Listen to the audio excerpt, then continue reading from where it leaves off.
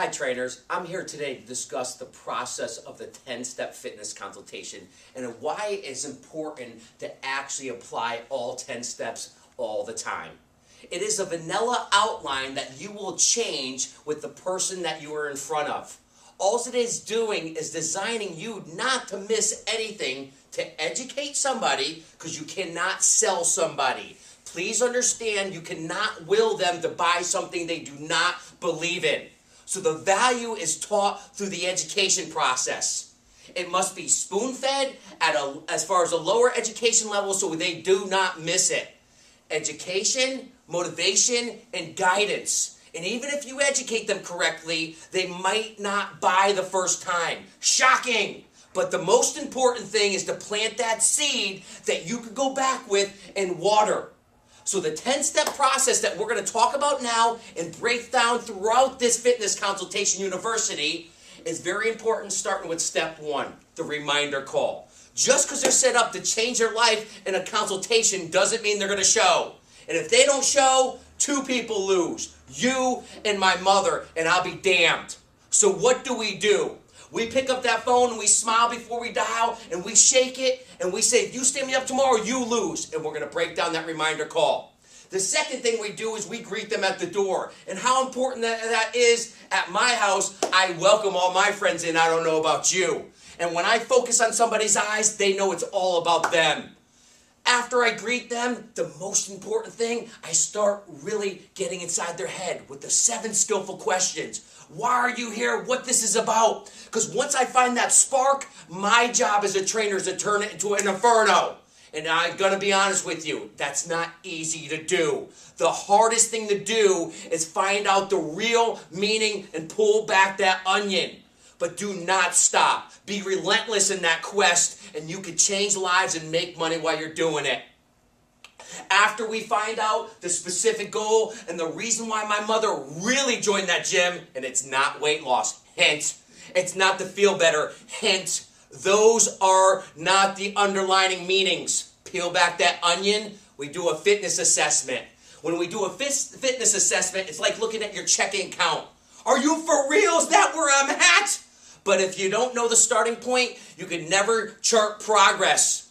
Reality sucks, but what are you going to do about it? You have to show them the reality of a starting point to nurture and provide progress in a long-term relationship. Because Rome wasn't built in a day, and you didn't get there overnight, even though you think that stomach came from nowhere. After we do that, we will do a recommendation card with them. Because we need to go over this game plan with my mother to understand her name, her age, and we can't change that. But everything else is the game plan to get her to that inferno from that spark of that specific goal. I want that to burn in her, and I want to talk about that throughout, because there's nothing more important than that person standing in front of you.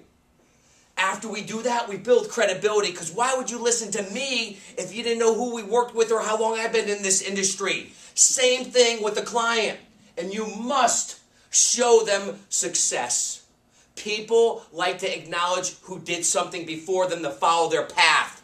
Now, again, the diet pill bottle doesn't sell, it's the person standing on it. But the fact of the matter is, we know America's visual, so let's show them that and give them a taste.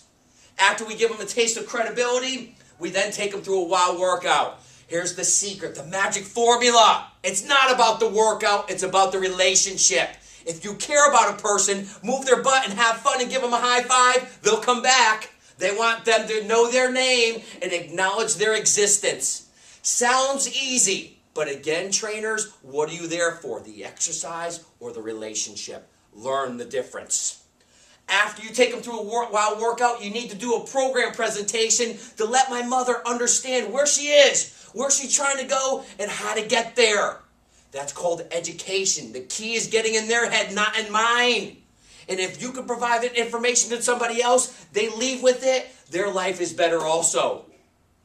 After the program presentation, I do price presentation. First one who speaks loses. And it's so important that you sit there with that pause. Let them come up with the objection or the reason they want to give up on their dreams. Don't come up with one for them. And no matter what they say, you treat that objection like it was your mother trying to walk away from the most important thing to keep her happy in life. And you don't let that happen if your passion, not pressure, comes through. On top of that, if my mother doesn't join, I still educate her with a recommendation card if there's no sale at the end. Why? I plant a seed that this card has the journey that she wants to take right on it. And if she doesn't, as far as finish that card, her journey will end. My job is to call her back in 30 days and see how she's doing. Good chance my mother gave up in her dream, that card's in the garbage can, and she needs me as a trainer. Trainers, this sounds easy. It must take 1,000 times because you do it 1,000 different ways, and you must own it.